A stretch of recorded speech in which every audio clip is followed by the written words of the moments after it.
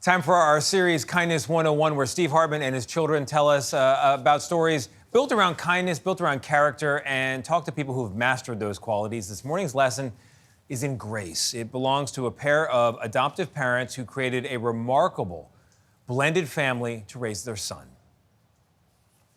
Good morning. I'm here with Meryl. Hi. Who's here with our word of the day. Grace. Emmett, you got a definition for us? Sure. So when you show someone grace, you're loving and accepting them for who they are. You're not asking them to change or conform. And grace is like a form of next level kindness, if you will. Like kindness 201. Right. And I also believe that I saw it defined as compassionate understanding. That's good too. Of course, it's always easier to understand these words when we have an example. So here's a story pulled from our library about a child born into a world of pure grace. Just outside Salt Lake City, 46-year-old Shauna Austin is about to let you in on a secret. I've never talked about it, ever. When Shauna was 20 and single, she got pregnant. Says she wasn't ready to be a mom, so she made the decision to place her baby for adoption. It wasn't easy. Do you remember holding him the first time? Absolutely. Mm-hmm. What was that like? He was perfect. And I knew I would have him for a short time. So I made every minute count with him.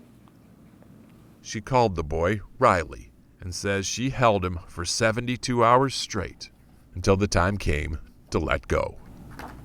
Her Riley was now somebody else's Stephen. And at this point, like with most closed adoptions, a firewall went up between Shauna and Stephen's new parents. No communication whatsoever. And this went on for about a week. It was like, okay, this is the way it should be. She is part of our family.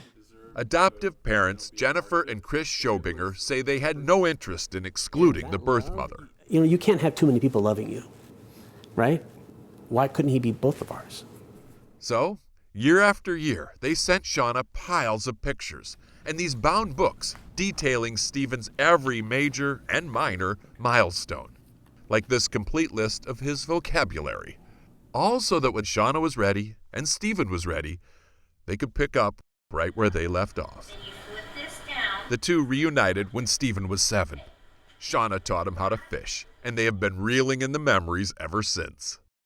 I was blessed beyond words. I kind of got best of both worlds for sure. Stephen is now 26, married with a brand new boy of his own, much to the delight of Grandma Shauna. That was really special. It just brought that full circle around. Especially when she heard the baby's name. Riley. Oh. Felt like that name was just supposed to be in the family. I think the lesson we've learned is that sometimes we create barriers where barriers don't need to be. And when we pull down those barriers, we really find love on the other side. Words of wisdom to help us all live the life of Riley. Oh my gosh, he's so cute. Chris and Jennifer Schobinger join us now. Welcome. Hello. Hi, Steve. How is Riley? Oh, adorable. Absolutely love him. How old now? Yeah, he is, what, almost 2.5? Yeah. What made you decide to show so much grace for Shauna? I don't know. It's weird. It didn't feel like it was just a decision. It just felt natural. Yeah, she showed us grace first. And that's an easy thing to reciprocate. What do you think stops people from showing grace more often? I think we all put up walls, right? Because we're scared, because we don't agree with someone else. But grace doesn't like to live behind walls. I mean, kindness is a sign on the doormat that says welcome. But grace is that small print underneath that says, our relationship with you means everything. And we are so blessed to have you and to know you. That's beautiful. Thank you so much, both of you, for joining us.